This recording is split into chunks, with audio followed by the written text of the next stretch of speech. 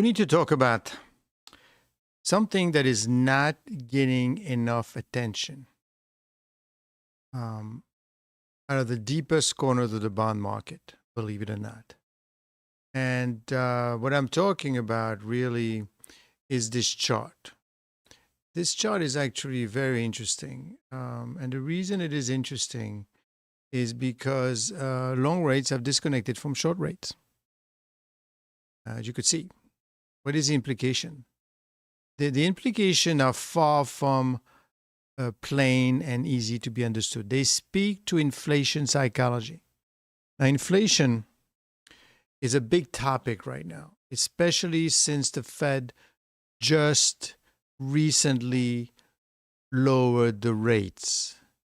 And one thing you do not do, you don't lower rates if you think that inflation is coming up. So the Fed's view is that there is no inflation. But the market's view thinks otherwise. And that could be a problem. Remember 1980? So they speak to inflation psychology. Fiscal risk, Fed credibility, structural demand for treasuries, and even the United States geopolitical standing. Yes, just by looking at that chart alone. So what are we looking at? Well, basically, you get the green line and you get the orange line. So if you look at the green line, that is a Fed fund rate implied by the 24 months future price.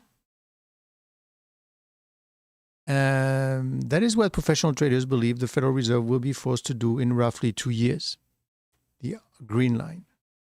It is a purest form of forward-looking monetary policy expectation. The red line, the orange line, is a 10-year Treasury yield. You've got to know what that is because that is what your mortgage is based off.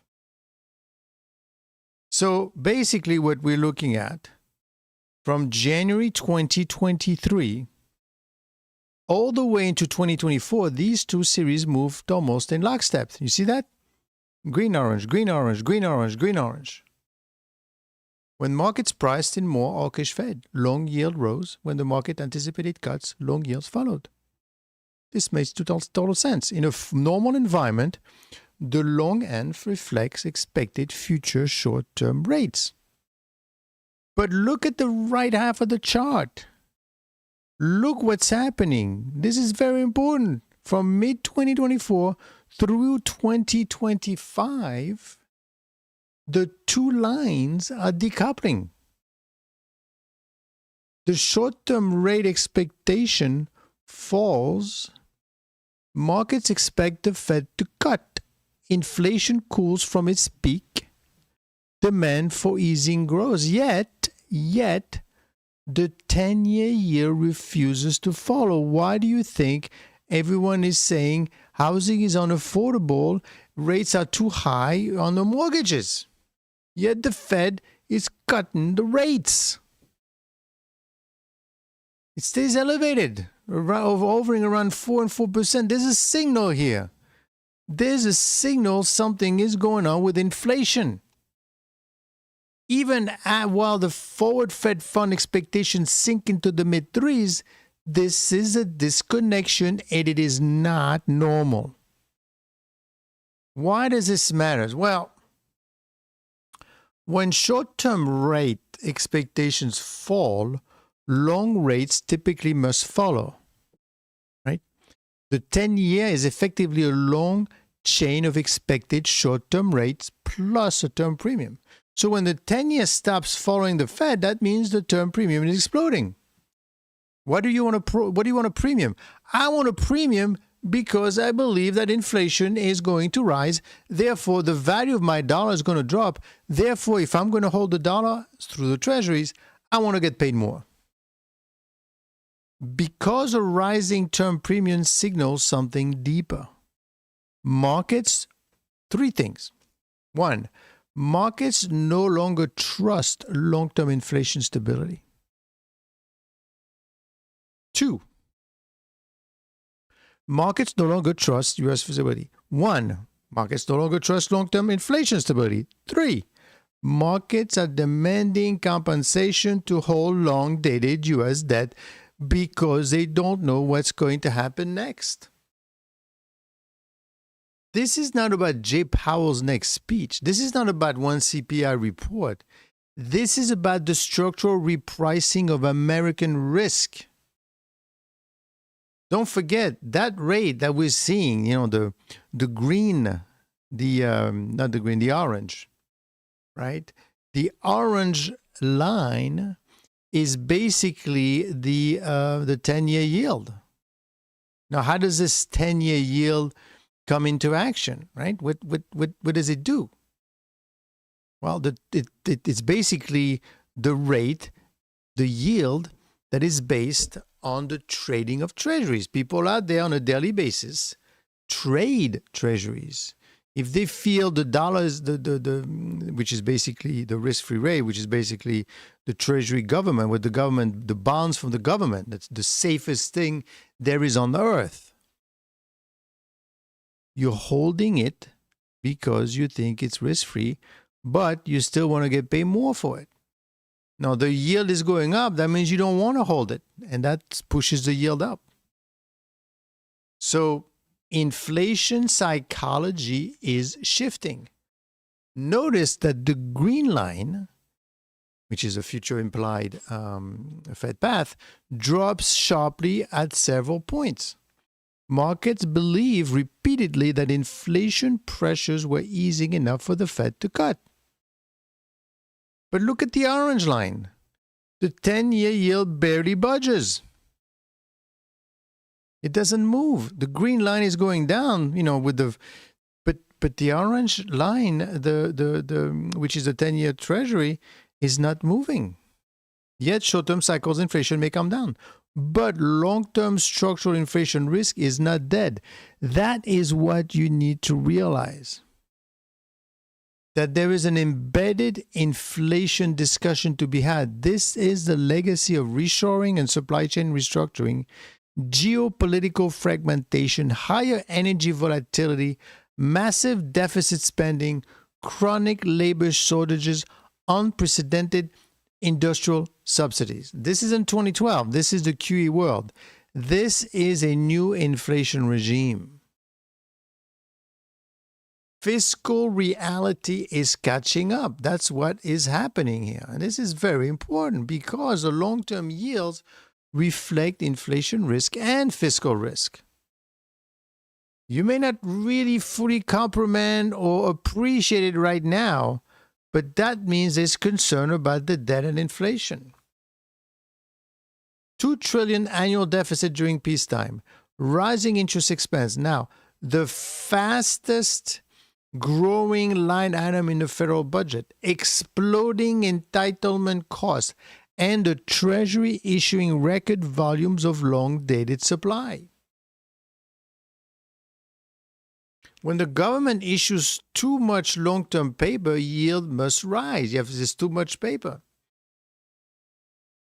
When investors doubt the long-term debt trajectory, yield must rise. And when political dysfunction prevents meaningful fiscal consolidation, yields must rise. So when market risk think the Fed will cut, bringing the green line down, the long-term and does not oblige. That is what happens when fiscal dominance starts creeping into the system. They're saying, basically what it says is, I don't care what the Fed is doing. They are out of touch. I know what's really going on. And we've got inflation. And we've got fiscal discipline, no fiscal discipline. And we've got too much debt. The Fed problem, it has lost signaling power. The Fed is becoming irrelevant. I know when you're looking at this, this is just a chart. Who cares?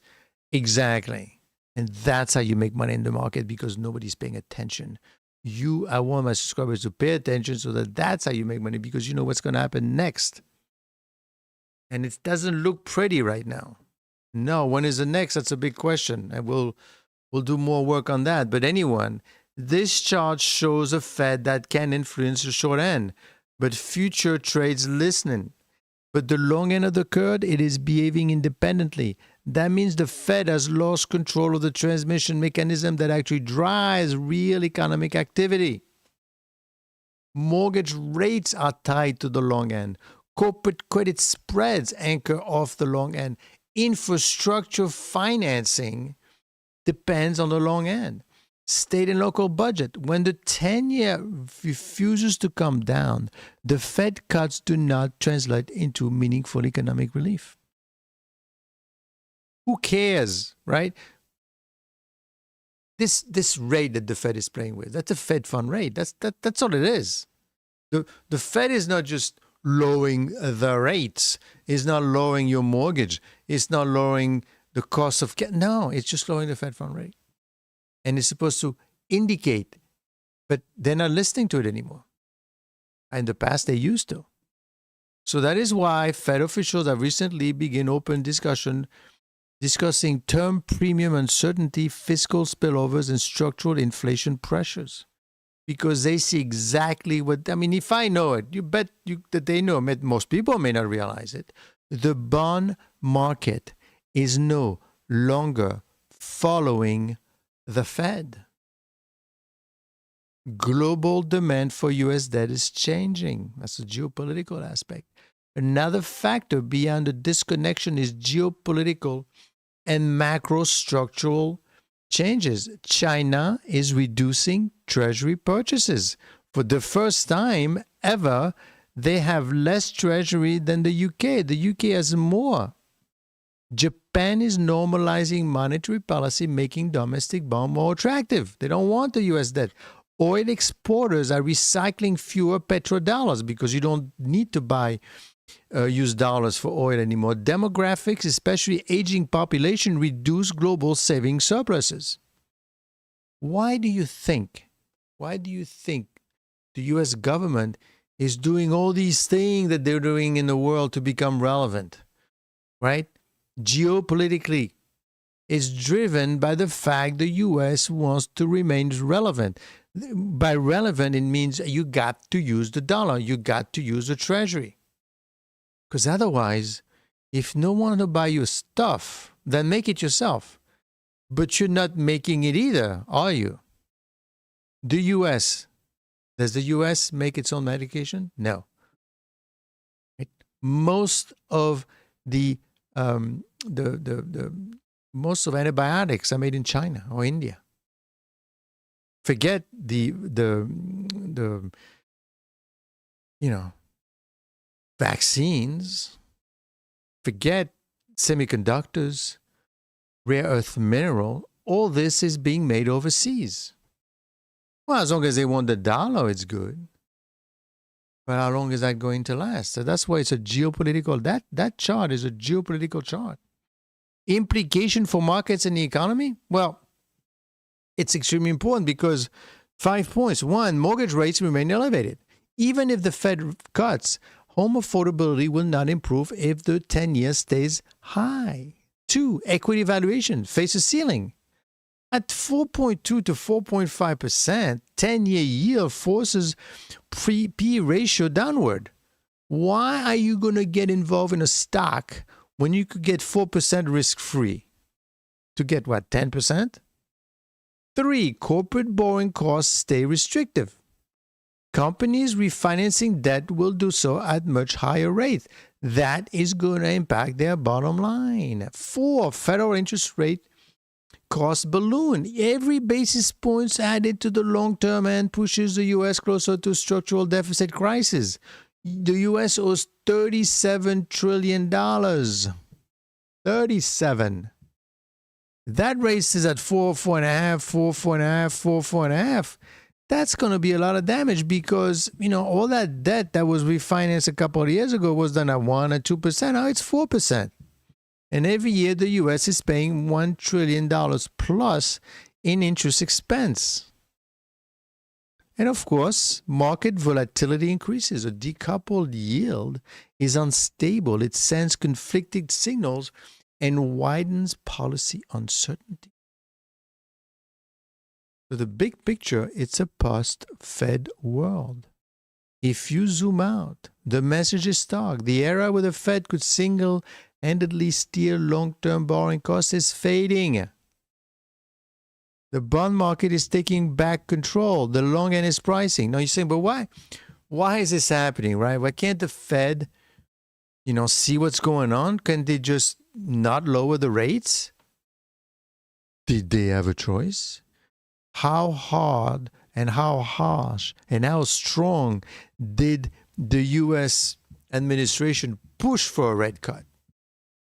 They didn't want to do it. But eventually they did it, and they pushed and pushed and pushed. They got it.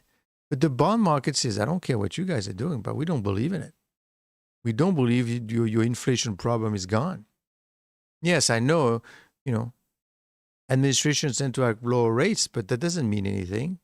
So the long end is pricing high long-term inflation volatility, higher fiscal risk, higher geopolitical fragmentation, and shrinking global savings. This is not a temporary dislocation, it's a structural realignment. And once you internalize that, the chart becomes far more than two lines drifting apart. It becomes a warning. That chart, my friend, is a warning. A warning that the financial architecture of the United States is entering a new equilibrium, one defined by higher for longer term rates, even if the Fed desperately tries to ease.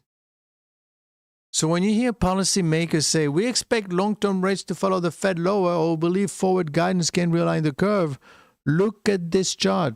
Look at the disconnection. Look at the breakdown in correlation. Look at what the market is screaming. How do you think you make money? You make money by seeing what people do not see and what people do not understand. How do you think Michael Burry made $300 million in 2008? He said, this house of cards is going to collapse. The housing market is going to collapse. How do you think guys like Spitznagel at Universal made 4,000% during COVID? Because they said, look, we won't be able to go to work. We're going to be stuck home. The whole thing is going to stop. And they say, are you kidding me? Look at the chart and learn and understand. Now, let us take a look at another chart. More charts. I love charts. They're talking to you all of the time. You just need to listen, which is not an easy thing to do. Let's take a look at the one. Look at the bar chart, right? But the bar chart. You like that bar chart? What is that telling you? Well,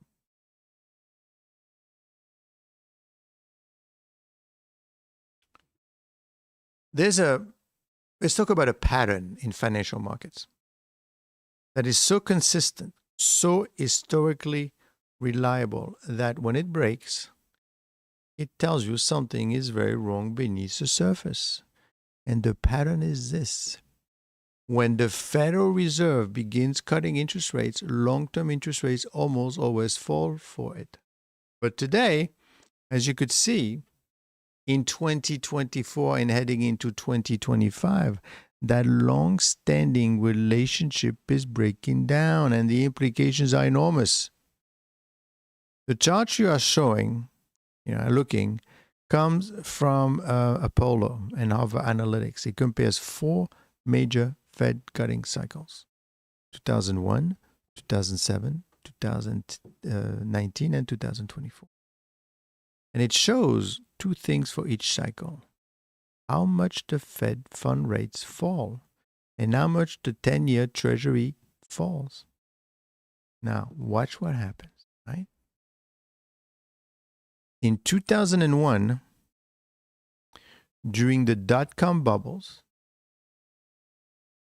right, the one on the left, correct, you could see what's happening, right? So basically, in 2001, during the dot-com collapse, as you remember, the Fed slashes rates by more than 5 percentage points, and long-term rates followed.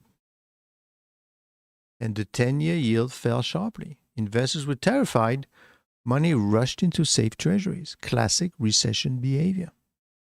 Second, 2007 now, right? So in 2007, the great financial crisis, same story. The Fed cut aggressively and the 10-year plunged. Again, a signal that markets believed the Fed feared the downturn and demanded safety. Remember, the Fed does not act directly, it's kind of obvious, but I have to say it, on the 10-year Treasury. Right? The Treasury trades on its own. Third couple, 2019, the pre-COVID insurance cuts. The Fed eases modestly, and bond markets still follow the script. Long-term yield fell. We saw the classic yield curve inversion. The bond market was basically screaming recession, and yes, it was right. Now, take a look at the last two ones. Something is completely different. The orange line is above the green line. It's going the opposite way. The 10-year yield is not falling. It's rising. At the exact moment the Fed is trying to ease financial conditions, long-term borrowing costs are tightening. This is the bond market effectively saying, we do not believe the Fed, we do not believe inflation is under control, we do not believe the long-term fiscal path is sustainable, and we do not believe the United States deserves low long-term rates anymore. And this is important for you to understand because you're in for the long haul, and how long is this going to be sustainable? This is not a technical anomaly. This is a structural warning. Let's break down why this divergence is happening. Well, first of all, you have fiscal dominance. The United States is running $1 trillion deficit, even with unemployment near historical lows. Debt to GDP is rising. The Treasury is issuing enormous quantities of long-term debt, and investors are demanding high yield to absorb that supply. This is the opposite of what happened in 2001, 2007, 2019, when the debt load were manageable and demand for Treasury surged during downturns. Reason number two, and don't forget to subscribe and give us thumbs up. The Fed says inflation is moving toward target, but the bond market is looking at services inflation, shelter inflation, wages growth, and geopolitical shocks and saying, we've heard this story before and we're not buying it.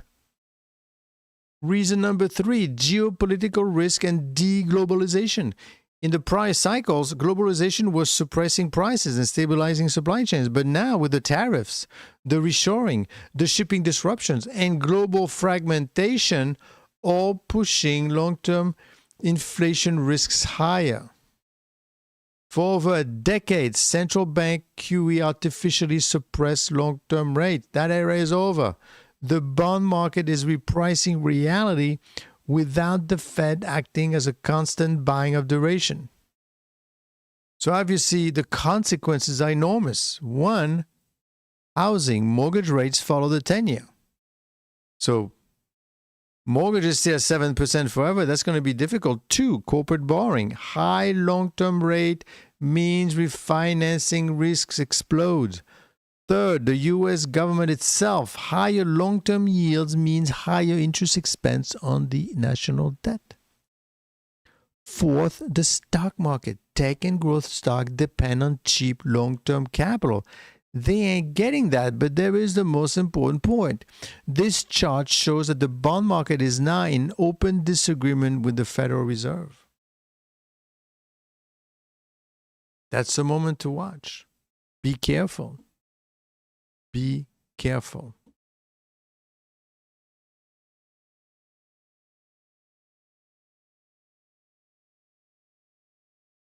Now, let's take a look at the final chart. That chart, my friend, is it's a doozy.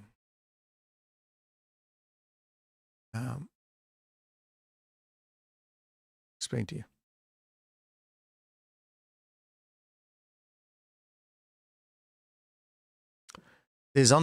Something is unfolding quietly beneath the surface of the US financial system. Again, I'm reading the leaves for you here. Hopefully, you get to appreciate it because nobody talks about these things. Yet, it carries implication for everything: equity valuation, credit spreads, mortgage rates, and ultimately the Federal Reserve credibility. Look at the chart. Look at the chart. It shows the spread between the 30 years and the 10-year, right? And the 10-year, of course, is your mortgage. And that spread is just widening. It's accelerating. Look, the spread between the two. This is the long end of the yield curve sending a message, and it's not a comfortable one. This is not noise. This is real. This is structural repricing of long-term risk. From 2019, as you could see, from 2019 to 2020, right? Don't forget, thumbs up. The 30 and the 10-year spread traded in a relatively normal range, hovering around 40 to 50 basis points, 40 to 70. Then the pandemic hits, and the Fed stepped in with massive balance sheet expansion, and distortion exploded across every part of the curve. Right? You see that? Right? You could see the explosion. You could see what's going on here. And it's not a pretty sight. Look. I'm going to put this chart over here so I could see better. See, 2019, 2020, right? And then we collapse all the way down. Now remember, 2019, 2020 was not a good time, right? For obvious reason. But at that time, you could see around 40 to 70 basis points. Then the pandemic hit, and the Fed stepped in with massive balance sheet expansion, and distortion exploded across every part of the curve. So it shot up almost to 80%. Look what happened after 2021. The spread collapses, right? After 2021, it goes all the way down to almost minus 10, even briefly being negative. As inflation surges, the Fed panics and markets begin pricing an aggressive tightening cycle. Right? We've got to raise those rates. For nearly 2 years, long-term investors demanded almost no premium for holding 30-year debt relative to 10-year, meaning that I don't care, after 10-year, everything is risky, right? Because don't forget, 30 is riskier than 10 technically, because you don't know what's going to happen so many years from now. That was your first signal that the market believed the Fed would break something hard enough to drag long-term yields back down. But now the regime has reversed entirely. Beginning in late 2023, that's a canary in the coal mine, and accelerating into 2024 and to 2025, the spread turns sharply upward. 40, 50, even 70 basis points, and pushing towards high not seen since the pre-pandemic world. Of course, because it's not the stock market, people look at it and say, I don't know what you're talking about. But that's what it is. You know what other people don't know. The message is unmistakable. The market is demanding a higher term premium. The longer end is losing faith in long-run fiscal stability, meaning, I don't think you're going to be able to make it 30 years from now. So why is this happening? Well, first of all, exploding long-term supply. The U.S. Treasury is issuing record levels of 20 to 30s. Right? Year bonds to fund structural deficit. Can't find the money. Nobody wants to do it. Approaching World War II proportions. Investors are not absorbing that supply at previous yield.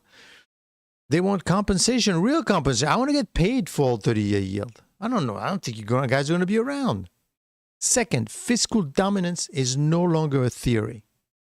The government's debt load is so large that the bond market is beginning to price the possibility that the Fed will eventually be forced to accommodate fiscal conditions, not fight them. That dynamic raises the back end of the curve relatively to the front. Third, the inflation story is shifting. Headline inflation has come down, yes, but long-term inflation uncertainty is rising. Energy volatility, geopolitical fragmentation, new tariff regime, and supply chain weaponization are all feeding a world where investors no longer believe in stable 2% inflation over decades. The results? The long bond, once a quite predictable anchor of the financial system, is now the battlefield. Why the widening matters? Well, it matters because the widening 30 to 10 spread is not just a technical footnote, it's real economic consequences. Corporate America feels it first. Long duration borrowing becomes more expensive. Pension liabilities increase. Discount rates used to justify stretched tech valuation start to rise. And housing feels it next. Mortgage rates are tied more closely to the 30-year Treasury than the Fed fund rate. The federal government feels it most if the long end continues to move higher. Interest expense becomes the fastest growing line item in the federal budget. Every basis point matters. Every auction matters. Every failed auction sends a warning across the global capital market. This widening is not just a chart, it's a referendum on the U.S. fiscal policy. What is the market really saying? Well, when the spread between the 30 and the 10 widens like this, it tells you something profound. Investors believe long-term risk as rising faster than short-term risk. Think about that. The short-term is anchored, right? Fed rate cuts, expectations, cyclical data. But the long end, this is where the bond market judges the structural health of the nation. And right now, the long end is flashing a warning. The question for you in the stock market is, when is this going to, that bubble, forget the AI bubble, that's the bubble you need to worry about. When that explodes, then my friend, we're off to the races. That is the bubble you need to worry about. The U.S. is entering a new regime of higher structural deficit, higher geopolitical costs, higher reindustrialization expenses, and higher inflation uncertainty. And the bond market wants more money to compensate, and no one is watching it. This is fiscal confidence eroding in real time. The big picture, a new yield curve regime. For years, investors grew accustomed to a world where the Fed controlled everything. The front end, the back end, the credit markets. The world is ending. The long end is breaking free from the Fed's psychological gravity. Why is that? Because the Fed is becoming irrelevant. Maybe too many attacks by the current administration. It is reacting to forces the Fed cannot control.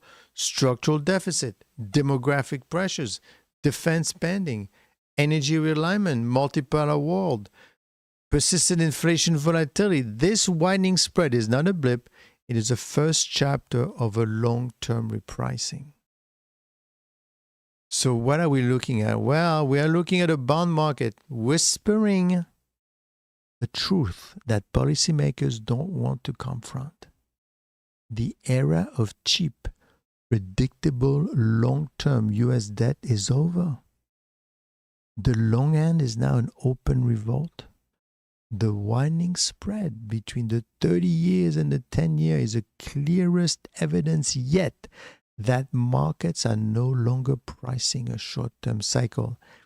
They are pricing a long-term regime shift.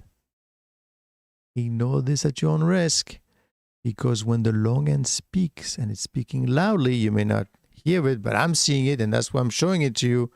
Don't forget to give me some thumbs up for that. The entire financial system eventually listens.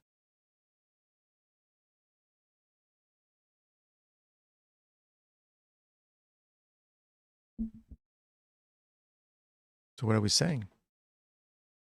Well, if you look at these three charts, my friends, we're in trouble. Not today. You're not in trouble today.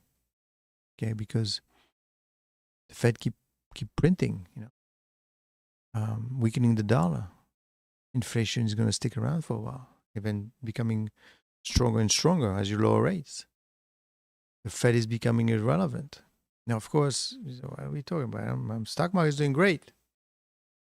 Exactly. Now is the time to start taking chips off the table. Now, of course, you don't want to take them all off because then you lose an opportunity. But this thing here, the smart money is looking at this. I am looking at this. I'm looking at this because I'm seeing the canary in the coal mine.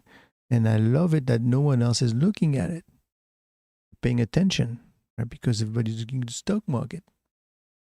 You have to start worrying about these things. Basically, how does this yield moves around? What does it move around from, right? What makes it go up and down? Well, there's a bunch of traders out there buying and selling all the time. They're not buying stock, they're buying treasuries. And this is a smart money. Remember, Treasury trades at $100,000 and up each. Talking about millions of dollars, billions of dollars going back and forth, back and forth. And this is a smart money. They're saying, you know what, Fed, I know you're lowering rates because you're saying, well, inflation is under control. Let's worry more about the employment. They don't care about people having jobs, no jobs. What they worry mostly about is inflation. The fact that you don't have a job, who cares? But the fact that the money that you're making is not worth anything, that is a bigger problem. And that is what they're doing right now. That is what this whole thing is about. This whole thing is about you and trying to explain to you that the Treasury market is sending a signal that this is not sustainable long term. What is not sustainable? Inflation, the deficit, the amount of tariffs, the geopolitical situation, all of these things put together is making a very, and more importantly, is a fact that they're not listening to the Fed. Because at the end of the day, when the Fed lowers the rate, they're only impacting the Fed fund rate, which only technically is a rate that interbanks borrow with each other. That shouldn't impact you. It's just that the Fed, because of the stature of the Fed, you got to listen to what the Fed is saying. The Fed wants lower rates. Let's listen to the Fed because the Fed knows. But now, the smart money says, I don't believe you guys. I don't believe you. You don't realize what's happening. I don't know why, but you don't realize. I mean, right now the spread is, the Fed is fragmented.